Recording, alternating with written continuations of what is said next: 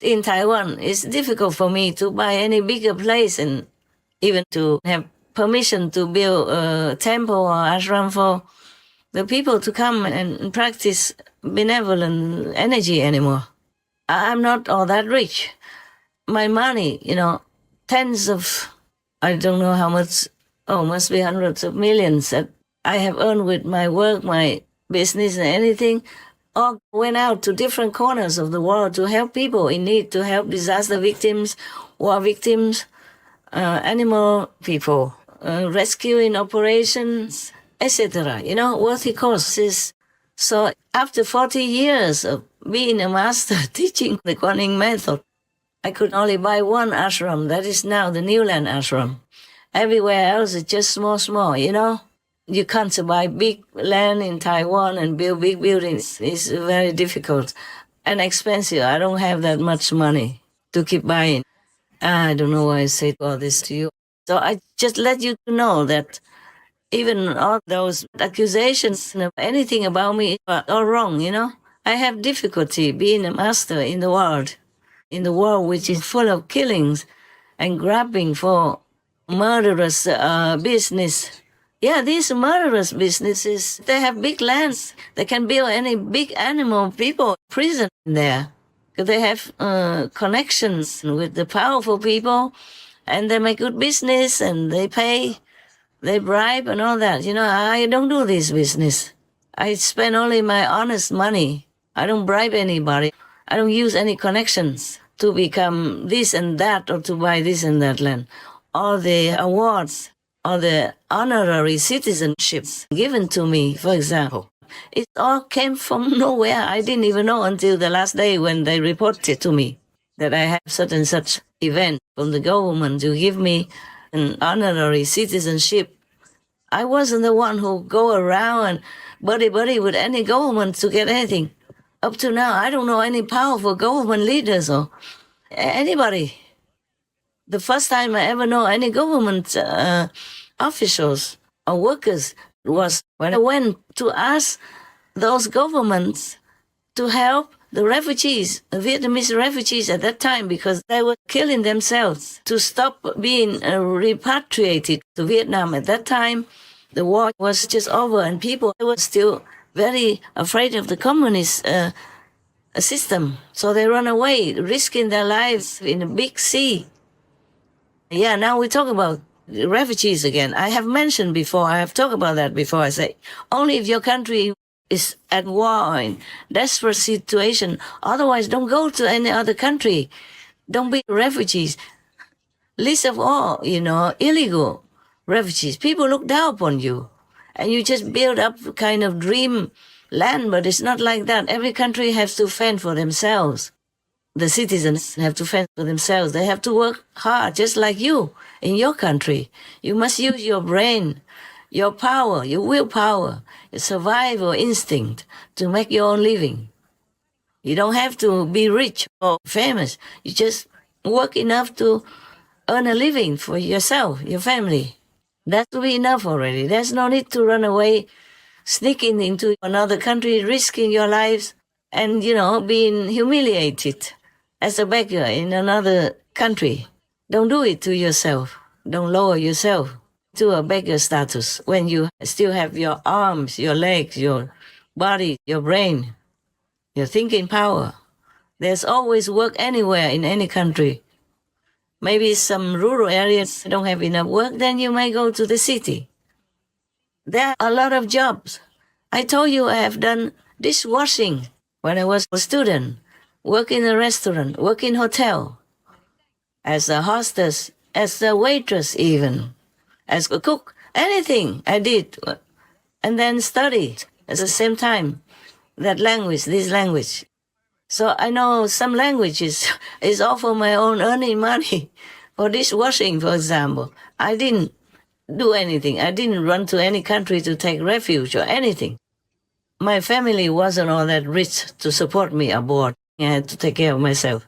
So do not do anything that is so risky to your life and your reputation as a citizen in a free world. Only in desperate situations, in warlike in really oppressive systems that you have to run away. But I don't know if any country is all that oppressive.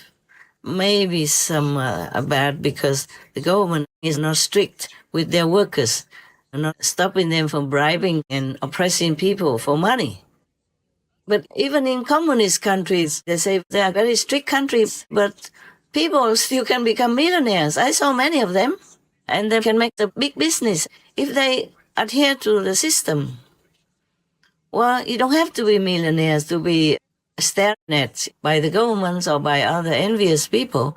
You can just take care of a good family, have a good enough standard for yourself and your loved ones. You don't always have to make a lot of money in order to live. No, a good normal family style, enough to eat, enough to wear, comfortable, to transport yourself here and there, or to live a peaceful life. That is really what anyone should dream about. Not to be a billionaire, millionaire, or work very hard also, these bosses. They are very hardworking. They don't sleep well like normal farmers. You know, farmers, they tend to their fields, they come home, they sleep well. Next morning, they go out again in the fresh air, in the sun, the beautiful life they have.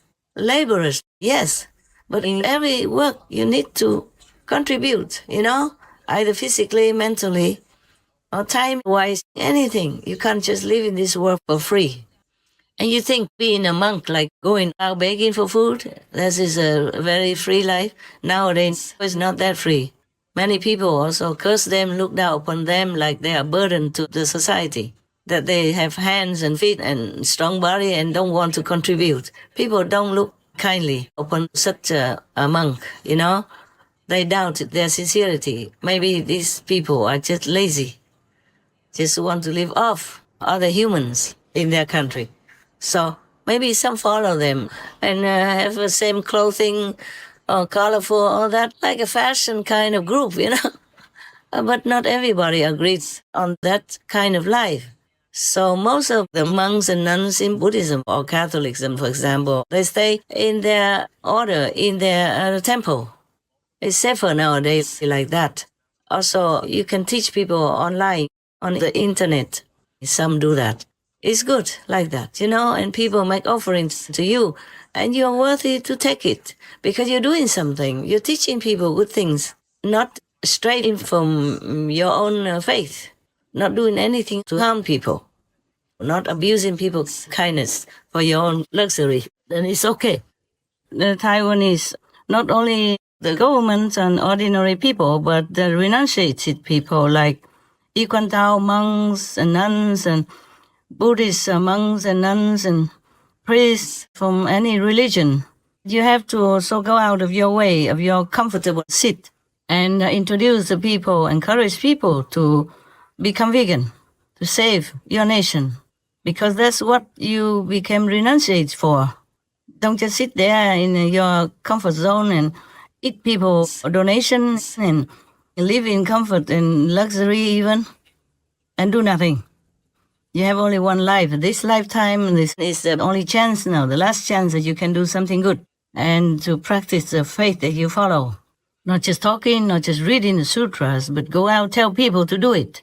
You have a chance. You have temple, you have your monk's robe, which is a very good protection and a good advertisement for you. People mostly outside, they follow monks and nuns, you know, the ones with the robes and all that. They normally don't criticize or don't doubt you.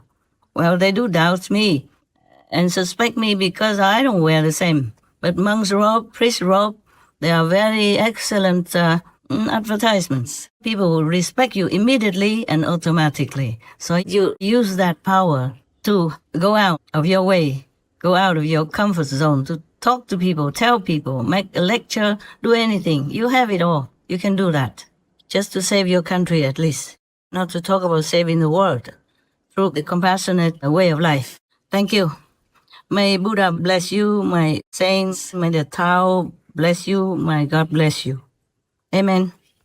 So all of you, citizens of the world, especially those who are in trouble and at war or at the threat of war by other countries, please rely on yourself. Be God citizen-like. Be good, be virtuous. Be benevolent. Like the way you always pray to God. God, you are compassionate, have mercy on me. You have mercy on others, on other fellow humans, on other fellow co-inhabitants, animal people, on harmless benefactor trees in the jungles, in the forests, on the pure water in the river, for the fish people to continue to survive, and for you to have clear water in your land to farm, not full of chemicals, not full of blood of all the living beings. Leave the fish people in the river, in the ocean alone, so they can benefit you, make you healthy, happy, and peaceful during your life, and make your children healthy, no sickness, make your elderly live more comfortably until the day God calls them home. Be the mercy that you ask from God. Be the compassion that you demand from heaven. Be the benevolent being, like God-like children